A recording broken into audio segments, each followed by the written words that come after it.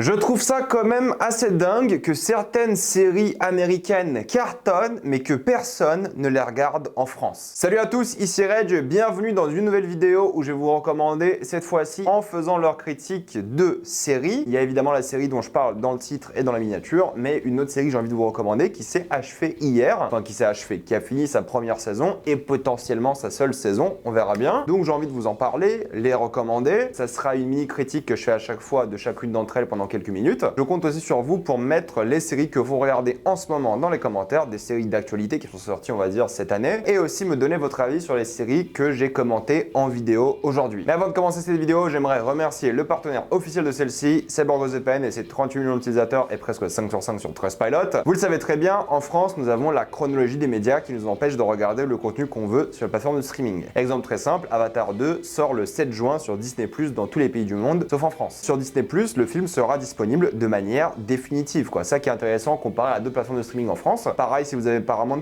Donjons et Dragons est déjà dispo et le film est trop cool. En plus de ça, si vous aimez la Formule 1, vous pouvez regarder la Formule 1 gratuitement sur RTBF en Belgique. Prenez n'importe quel pays qui a la VOSTFR, comme la Belgique, la Suisse et le Canada pour avoir tous vos films et toutes vos séries. Et en plus de ça, si vous consommez beaucoup de YouTube comme moi, YouTube Premium est devenu quasiment obligatoire. Prenez un VPN avec l'Inde et l'Argentine et vous avez moins de 2 € par mois à payer. Vous serez en plus grande sécurité avec un VPN, que ce soit sur la Wi-Fi de l'université, de la bibliothèque ou de l'hôtel. Vous pouvez partager un compte avec 7 personnes différentes. C'est disponible sur tous vos appareils préférés. Tout le monde peut l'utiliser. En quelques clics, c'est fait sans aucun problème. Vous pouvez essayer par vous-même car vous êtes satisfait ou remboursé sous 45 jours et vous avez une assistance technique en français 24h/7. Utilisez le lien dans la description, dans le commentaire épinglé afin de vous abonner à BorgosVPN et bénéficier de 4,30% réduction plus 4 mois gratuits. Foncez sur l'offre. En toute honnêteté avec vous, la première série dont je vais parler, je voulais en faire une critique à chaud. Vraiment, je voulais le faire. J'avais déjà commencé à rédiger des choses sur la série. J'avais prévu de le faire depuis un moment. Mais il s'est passé un truc cette semaine. J'ai recommandé 2 autres séries en critique à chaud, Ted Lasso et Succession. Et le problème, c'est que personne n'a regardé ces vidéos, ou très peu de gens par rapport à d'habitude. C'est normal, une saison 3 et saison 4 d'une série, sauf si vous avez vu la série, ça vous intéresse très peu. Mais du coup, j'avais quand même envie de recommander Ted Lasso et Succession. Clin d'œil, je le fais de nouveau dans cette vidéo. Je voulais recommander ces 2 séries-là, car elles valent vraiment le détour, c'est parmi les meilleures de l'année. Et ces vidéos-là ont floppé, et vous savez, sur YouTube, c'est hyper compliqué de faire plein de vidéos qui floppent, parce qu'après, votre prochaine vidéo n'est pas mise en avant. Du coup, j'ai abandonné la critique de la série dont je vais parler maintenant pour faire cette vidéo et en même temps rajouter une autre série sur laquelle je voulais faire une autre vidéo plus tard pour vous motiver à regarder la deuxième série de cette vidéo, d'ailleurs même la première parce qu'elle est sympa. Assez tergiversée, la première série dont j'ai envie de parler aujourd'hui est la série Les Gouttes de Dieu qui raconte l'histoire d'une bataille d'héritage. Alexandre Léger, spécialiste de vin, est devenu extrêmement populaire et riche grâce à son guide Léger. Il a réussi à amasser une énorme fortune et collection de vins, mais malheureusement il décède d'une maladie et c'est là que doivent s'affronter 2 personnes via 3 différentes épreuves, d'un côté sa fille et de l'autre côté l'un de ses étudiants. Les Gouttes de Dieu est une série Apple TV+,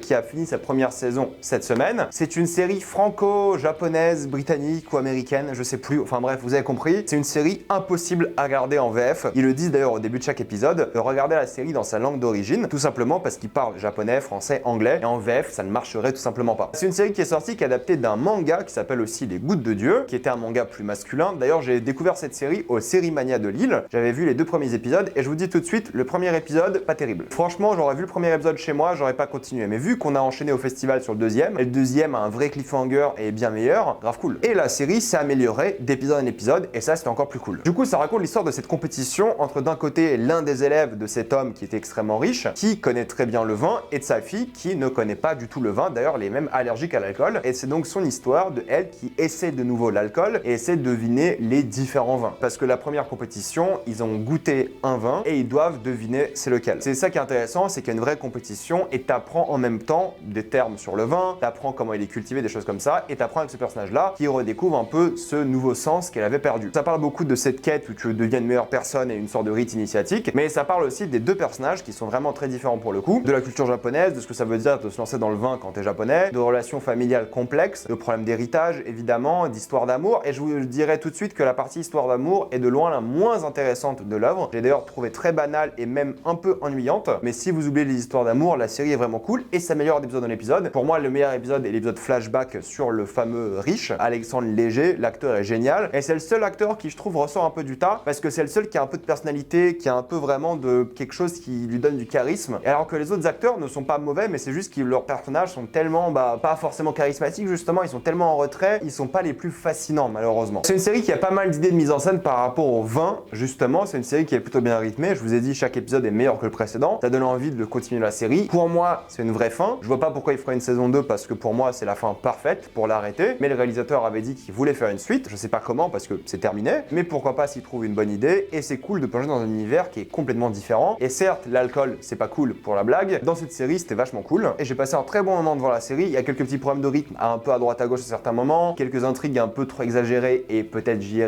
un peu trop caricaturales. Et l'histoire d'amour principale est assez nulle. Il y a quelques incohérences et problèmes de motivation chez certains personnages. Mais j'ai quand même passé un bon moment devant et je vous la conseille. C'est sur Apple TV+.